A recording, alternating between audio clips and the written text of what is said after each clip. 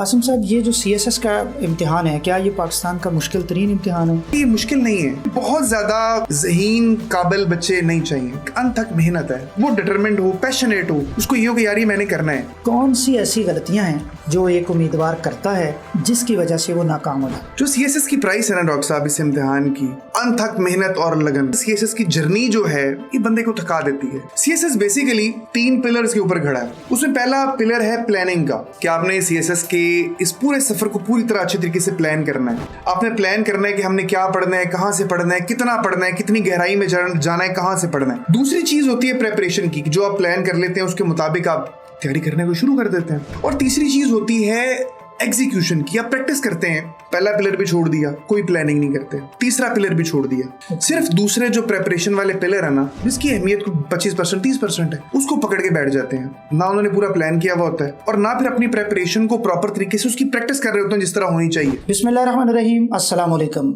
Welcome to doctor Abdul Basit podcast. ख़वातीन व हज़रात, अपनी पॉडकास्ट में जहां मैं ऑर्थोपेडिक्स के इश्यूज़ पे, हेल्थ इश्यूज़ पे, सोशल इश्यूज़ पे बात करता हूं, वहीं नौजवानों की बात भी होती है। नौजवानों के लिए जो गाइडलाइंस हैं, नौजवानों के लिए जो बेहतर शोबा है, बेहतर मुस्तकबिल है, उसकी बात होती है। और आज हम ऐसे ही एक मौजू पे यानी CSS इम्तिहान पे बात करेंगे।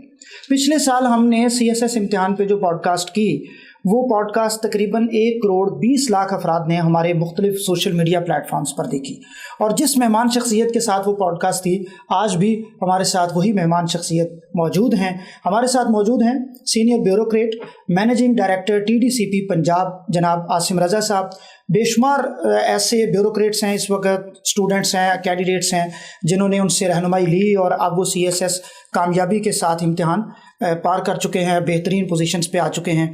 जनाब आसिम रज़ा साहब, अस्सलाम वालेकुम सर। अस्सलाम वालेकुम डॉक्टर साहब। बहुत शुक्रिया सर, हमने बहुत शुक्रिया आपके बुलाने का। लास्ट ईयर जब मैं आया था तो उस वक्त मेरी पोजीशन थी, मैं एडिशनल सेक्रेटरी था होम डिपार्टमेंट में, और अभी मेरी 1 महीना पहले ट्रांसफ़र हुई, मैं मैनेजिंग डायरेक्टर हूँ टूरिज्म डेवलपमेंट का। वहाँ भी आपने माशाल्लाह जो है सोशल मीडिया पे बड़ी चीज़ें नज़र आ रही होती हैं। अल्हम्दुलिल्लाह गवर्नमेंट ऑफ पंजाब एक्चुअली बहुत ज़्यादा डिलीवर कर रही है, हर चीज़ के ऊपर मेटिकुलस है।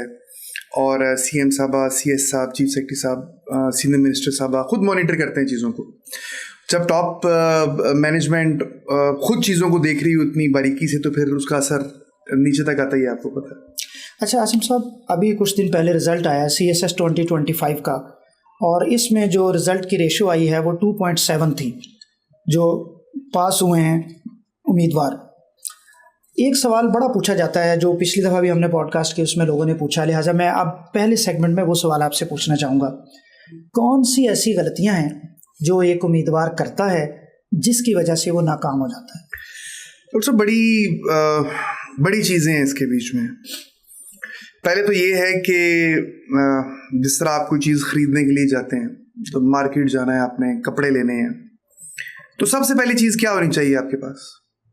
अगर आप कपड़े लेने जा रहे हैं, आप बताएं, मैंने आपका इंटरव्यू शुरू कर दिया। पैसे आप देखते हैं, मतलब आपकी जेब में पैसे हैं, उसके प्राइस है ना, कॉस्ट है, आपने कॉस्ट लेके जाना है और फिर आपको आपकी मतलूबा चीज़ मिलेगी। लोग CSS के रास्ते पे चल पड़ते हैं बच्चे, लेकिन इसकी कीमत का, इसकी प्राइस का, इसकी कॉस्ट का उन्हें आइडिया नहीं होता कि वो क्या पैसे हैं, वो क्या चीज़ है जो देंगे तो बदले में हमें इसके बीच में कामयाबी मिल जाएगी। असल कहानी सिर्फ इतनी है, अगर हम इसको समझ लें तो। जो CSS की प्राइस है ना डॉक्टर साहब इस इम्तिहान की, उसमें सबसे पहला नोट है, यूं समझ लें, अनथक मेहनत और लगन का। ये ऐसी जर्नी है जो थकाने वाली है। मतलब आपने कभी फील किया कि मोटरवे का सफर एट टाइम्स ज्यादा थकावट वाला फील होता है बनिस्बत GT रोड के? बड़े लोगों से सुना होगा, वहाँ पे कभी स्पीड कम, कभी ये ऐसा ही है ना, वो एक यकसानियत का एक मुनाकनस किस्म की चीज है। और GT रोड पे कभी ये चीज आ रही है, वो चीज आ रही है, बोरियत का शिकार नहीं बंदा होता। तो मोटरवे का सफर जिस तरह थका देता है ना, इसी तरीके से CSS की जर्नी जो है ये बंदे को थका देती है। रोज एक ही रूटीन है, 8-10 घंटे आप अलहदा होके फोकस करके बैठे हुए हैं और कोई माइलस्टोन नहीं है, आपको नहीं पता चल रहा आप कितना आगे बढ़ गए हैं, ये क्या सूरत हाल है। तो बहुत सारे बच्चे, ये जो पहली चीज है कि वो थक जाते हैं, दरमियान में छोड़ देते हैं, हौसला छोड़ देते हैं। एक चीज तो ये है, मसलन मैंने जब फरवरी में मेरी क्लासें शुरू होती हैं, जब हम बच्चों को पढ़ाना शुरू करते हैं, और उस टाइम को 150-200 बच्चा क्लास ले रहा होता है। अब एंड तक आते आते ये बच्चे कोई 100-90, मैंने कल जो लेक्चर दिया मेरे ख्याल है उसके बीच में कोई 88 या 90 के करीब बच्चों ने वो लेक्चर जो है वो ज्वाइन किया था ऑनलाइन मेरी क्लासों के बीच में। थक गए, क्लास के अंदर स्ट्रेंथ उतनी है 200 बच्चों की, लेकिन जिनकी रेगुलरिटी है वो एंड तक आते आते इतनी होगी। तो एक फैक्टर तो ये हो गया। दूसरा फैक्टर इसका ये है कि सीएसएस के लिए बहुत ज्यादा दुरुस्त रहनुमाई की जरूरत होती है। बहुत सारे बच्चे उस रहनुमाई से महरूम होते हैं, कई कोशिश करके महरूम होते हैं और कई अल्लाह वल्लो महरूम होते हैं। कोशिश करके महरूम से मुराद ये है कि बहुत सारे बच्चे गलत जगहों से रहनुमाई लेने लग पड़ते हैं। जैसे आपका आर्थोपेडिक का एक फील्ड है, मैं भी यहाँ पे आया तो मैं अपने साथ मिसेस का एक लेकर आया एक एक्सरे, और आप ही को मैंने दिखाया कि सर ये आपका फील्ड है, आप मुझे बताएं। मैं किसी आंखों वाले डॉक्टर के पास नहीं जा सकता, मैं किसी स्किन वाले डॉक्टर के पास लेके नहीं जा सकता, मैं जाऊंगा तो मुझसे बड़ा साईं कोई नहीं। अब बच्चे क्या करते हैं, सीएसएस का रहनुमाई लेने के लिए ऐसी जगहों के ऊपर जाने लग पड़ते हैं, ऐसे लोगों से रहनुमाई लेने लग पड़ते हैं, या तो जो कभी इस रास्ते पर प्रॉपर तरीके से गुजरे ही नहीं, या फिर कभी गुजरे भी हैं तो वो उस पोजीशन में नहीं कि रहनुमाई दे सके। हर डॉक्टर पढ़ा नहीं सकता, लेक्चर्स नहीं दे सकता, वो स्पेशल एक्सपर्टीज चाहिए उसके लिए। इसी तरीके से हर सीएसएस किया हुआ बंदा सीएसएस के हवाले से कोचिंग या रहनुमाई नहीं दे सकता, लेकिन रहनुमाई वो गलत लेने लग पड़ते हैं। दो बातें ये हो गई। अच्छा, तीसरी चीज जो है वो इससे भी ज्यादा बारीक है। सीएसएस बेसिकली 3 पिलर्स के ऊपर खड़ा है। उसमें पहला पिलर है प्लानिंग का, कि आपने सीएसएस के इस पूरे सफर को पूरी तरह अच्छे तरीके से प्लान करना है। आपने प्लान करना है कि हमने क्या पढ़ना है, कहां से पढ़ना है, कितना पढ़ना है, कितनी गहराई में जाना है, कहां से पढ़ना है। ये प्लानिंग है, एक पूरा एक इसका फेज है। दूसरी चीज होती है प्रेपरेशन की, जो आप प्लान कर लेते हैं उसके मुताबिक आप तैयारी करने को शुरू कर देते हैं। और तीसरी चीज होती है एग्जीक्यूशन की, आप प्रैक्टिस करते हैं कि यार जो मैंने मटेरियल इकट्ठा कर लिया, मैंने जो कुछ सीख लिया, अब उसकी बुनियाद के ऊपर मैं पेपर के बीच में अटेम्प्ट कैसे लूंगा, मैं कैसे उसको सवाल आएगा तो मैं कैसे उसको लिख रहा हूँ, मैं जवाब कैसे दे रहा हूँ। 3 पिलर्स हैं। बच्चे क्या करते हैं, पहला पिलर भी छोड़ दिया, कोई प्लानिंग नहीं करते, तीसरा पिलर भी छोड़ दिया, सिर्फ दूसरे जो प्रेपरेशन वाले पिलर है ना, जिसकी अहमियत 25% 30% है, उसको पकड़ के बैठ जाते हैं। ना उन्होंने पूरा प्लान किया हुआ होता है और ना फिर अपनी प्रेपरेशन को प्रॉपर तरीके से उसकी प्रैक्टिस कर रहे होते हैं जिस तरह होनी चाहिए। मैं बड़ा अक्सर ये कहता होता हूँ कि सीएसएस वो बच्चा नहीं करता कि जो पढ़े हुए में से अच्छे तरीके से जवाब बना ले। सीएसएस वो बच्चा करता है जो उस जवाब को भी बना ले जो उसने पढ़ा ही नहीं है, जिसको कुछ नहीं पता, सिर्फ एक आइडिया है कि ये ऐसी चीज होती है। उसकी बुनियाद के ऊपर अगर कोई बच्चा या बच्ची एक जवाब क्राफ्ट कर सकता है तो वो दरअसल सीएसएस कर सकता है। तो ये ओवरऑल सिनेरियो जो मैंने आपके सामने बेहतरीन। आपने अब लास्ट जो आपने बात की है वहीं से एक सवाल मेरे जहन में आया है। नॉट ओनली सीएसएस, कोई भी कैंडिडेट है जो इंटरव्यू में जाता है, अगर ऐसा सवाल आए जो कि उसने पढ़ा ही नहीं, उसे पता ही नहीं, तो ये स्किल कहाँ से आएगी कि वो उस सवाल को भी हैंडल करे? उस सवाल को हैंडल ही नहीं करना जी, ना करनी है। अच्छा। दुनिया में हर जगह हाँ नहीं कर देनी और हर जगह जबरदस्ती जवाब देने की भी कोशिश नहीं करनी। इंटरव्यू की डायनामिक्स और है। इंटरव्यू के बीच में आपके गुफ्तगू के, कम्युनिकेशन के स्किल्स के, मैं आपको सादा लफ्जों में बताता हूँ। आप मुझे पूछें कोई ऐसी चीज, अभी आप मेरा इंटरव्यू कर रहे हैं जो मुझे नहीं पता, तो मैं जवाब में शरीफाना, मुहज़्ज़बाना और डिसेंट तरीका क्या है कि मैं माजरत कर लूँ और कहूँ कि जी इसका जवाब मुझे नहीं आता, मैं दोबारा देख लूंगा इसको, या मैं कोई टामक टोइयां मारने की कोशिश करूँ, ज्यादा बेहतर क्या होगा? अरे जाहिर है टामक टोइयों से तो वो मैं पकड़ा जाऊंगा, मुझे साफ पता चल जाएगा कि जी मैं अपना एतमाद लूज कर चुका हूँ। प्रॉब्लम दरअसल यहाँ पे आता है, अगर आपको किसी जवाब का नहीं पता, आप इंटरव्यू पैनल के सामने बैठे हुए हैं। अच्छा, इंटरव्यू पैनल कभी आपसे ये एक्सपेक्ट करता ही नहीं है कि हाफिज हो आप हर चीज के, उनको पूरी तरह पता है this is the way interview is designed.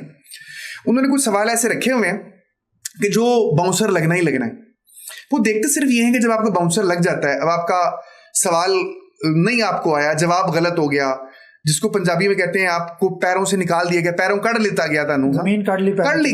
अब वो फिर देखते हैं कि उसके बाद आप उठ खड़े होते हैं कि नहीं खड़े होते, आपका बिहेवियर क्या है, आप रिएक्ट कैसे करते हैं ऐसे सूरत हाल में जब चीजें आपकी मंशा के मुताबिक नहीं आती। जो तैयारी आप घर से लेकर आते हैं ना, सबसे पहले सीएसएस का इम्तिहान भी और जो इंटरव्यू पैनल है उसको साइड पे करता है कि भाईजान इसको आप साइड पे कर दें, अब जो कुछ आप नहीं तैयार करके आए लिहाजा हम उसके ऊपर बात करते हैं, उस पिच के ऊपर खेलते हैं कि जिसके ऊपर ना आप तैयार होके आए हैं ना आपको आइडिया है। तो जितना ज़्यादा आप अच्छे तरीके से वहाँ पे परफॉर्म कर जाते हैं उतने आपके चांसेस बढ़ जाते हैं। सिर्फ मैं एक बात आपको और बता दूं कि अभी जो ट्रेंड चल रहा है उस ट्रेंड में जो आपकी ग्रुप एलोकेशन है ये बेसिकली आपका जो इंटरव्यू पैनल है वो डिसाइड कर रहा होता है, और ये बहुत दुरुस्त है। सीजन लोग हैं, तजर्बेकार लोग हैं, वो देखते हैं कि दरअसल आप किस फील्ड के लिए मौजू हैं। क्या आपने जो इम्तिहान में आपके जो नंबर आ गए हैं कि आपका तुक्का तो नहीं लग गया? क्या वाकई आप उतने नंबरों को डिजर्व करते हैं? अगर उनको लगेगा कि आपके इम्तिहान में भी अच्छे नंबर हैं और आप उन नंबरों को डिजर्व करते हैं तो वो आपको अच्छे ग्रुप के बीच में जो है वो पहुंचा रहे होंगे ज़्यादा मार्क्स देके। अगर उनको लगेगा कि आपने इम्तिहान में नंबर ले लिए हैं लेकिन आप उन नंबरों को डिजर्व नहीं करते, इत्तफाकन आपके नंबर आ गए, चांसेस वैसे इसके रेयर होते हैं लेकिन फिर भी होते हैं, तो ऐसी सूरत में वो आपको नंबर कम देंगे इंटरव्यू के बीच में कि अगर आपकी एलोकेशन हो भी तो डाउन ग्रुप्स में हो। तीसरे नंबर पे अगर कहीं उनको ये फील हो कि यार आप बड़े अच्छे बड़े शाइनिंग कैंडिडेट हैं और आपको नंबर कम आए हैं आपके रिटर्न में मगर आप डिजर्व करते हैं ग्रुप आपका अच्छा हो, तो फिर वो आपको ऊपर लेके जाते हैं। मेरे पास अभी रिसेंट की मिसाल है, अभी ये जो रिसेंट रिजल्ट आया, मेरे 6 बच्चे उसमें एलोकेट हुए हैं जो मुझसे पढ़े हुए हैं, और अब उसमें एक बच्चा जो पाकिस्तान एडमिनिस्ट्रेटिव सर्विसेज के बीच में गया, जो असिस्टेंट कमिश्नर जो केसी बनने के लिए जा रहा है, 20वीं पोजीशन उसकी आई है, तलहा की। अच्छा, उसके रिटर्न में नंबर कम है, रिटर्न में नंबर कम है बहुत सारे बच्चों से, मगर on the basis of his interview वो ऊपर गया। और मैं अगर उसको कंपेयर करूं अपने ही स्टूडेंट्स के साथ तो मेरे ही स्टूडेंट्स में कुछ स्टूडेंट्स के नंबर उससे रिटर्न में ज़्यादा थे, लेकिन वो डाउन हुए और उनको इंटरव्यू में उन्होंने कम रेट किया और उनको ग्रुप जो है वो दूसरा मिला। तो ये वो करते हैं, यानी अच्छे इंटरव्यू की बुनियाद पे फिर वो बिल्कुल ऐसा ही है जी, वो ग्रुप देख के बंदे को दिया जाता है और ये बड़ा ज़रूरी और बड़ी मुनासिब चीज़ है। आसिम साहब, ये जो CSS का इम्तिहान है, क्या ये पाकिस्तान का मुश्किल तरीन इम्तिहान है? अच्छा, लफ्ज़ मुश्किल इटसेल्फ एक सब्जेक्टिव सी चीज़ है। बहुत सारी चीज़ें आपके लिए मुश्किल होंगी, मेरे लिए नहीं होंगी, बहुत सारी चीज़ें मेरे लिए मुश्किल होंगी, आपके लिए नहीं होंगी, तो इट्स प्योरली इस सब्जेक्टिव। अगर हम जनरलाइज्ड कहें सर, अगर हम जनरलाइज्ड कहें तो मैं मुश्किल इसलिए नहीं कहूँगा कि मेरे खुद जब मैंने CSS किया तो फिर मेरे बहन भाई अल्हम्दुलिल्लाह मुझसे पढ़े सारे हो गए स्टूडेंट। हर साल बच्चियां पढ़ते हैं सर, एटलीस्ट फैमिली के बीच में तो 10 कर गए, इस साल भतीजी भी कर गई एक और जो थी माशाल्लाह, वो अल्हम्दुलिल्लाह। मैं खुद यहाँ हूँ, आपने ऐसा ही है वो मेरे, मैं बता देता हूँ ना, मैं जी इधर हूँ PS में, पाकिस्तान एडमिनिस्ट्रेटिव सर्विसेज में। फिर उसके बाद मेरी छोटी बहन आई 44th कॉमन से, उसी के साथ भांजी आई, वो पोस्टल के बीच में आई, दोनों एक OMG में ऑफिस मैनेजमेंट ग्रुप में, एक पोस्टल सर्विसेज में। फिर उसके बाद 46th कॉमन, मतलब 2 साल बाद छोटा भाई IRS में आ गया। फिर उससे अगले साल भाई का ब्रदर इन लॉ और उनकी मिसेस वो कॉमर्स एंड ट्रेड ग्रुप के अंदर आ गए।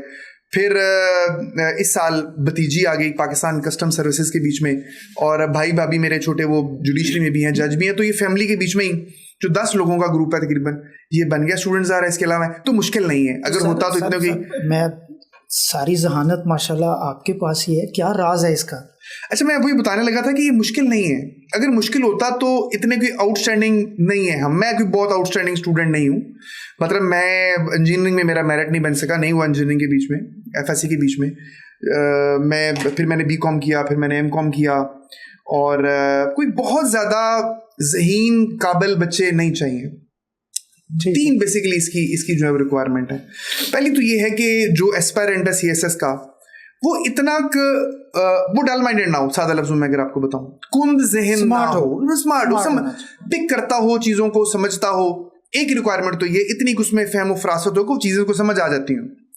अच्छा, दूसरे नंबर पर सर इसकी रिक्वायरमेंट ये है, जिस तरह मैंने पहले भी बात की थी पिछले सवाल के जवाब में भी, कि एक अनथक मेहनत है, वो डिटरमिन्ड हो, पैशनेट हो, उसको ये हो कि यार ये मैंने करना है, क्योंकि इसका खलार ज़्यादा है, इसका कोई सिलेबस ही नहीं है। 12 सब्जेक्ट कहे जाते हैं कि जी CSS के 12 सब्जेक्ट हैं, 300 नंबर का इंटरव्यू है, 1500 नंबर का इम्तिहान है।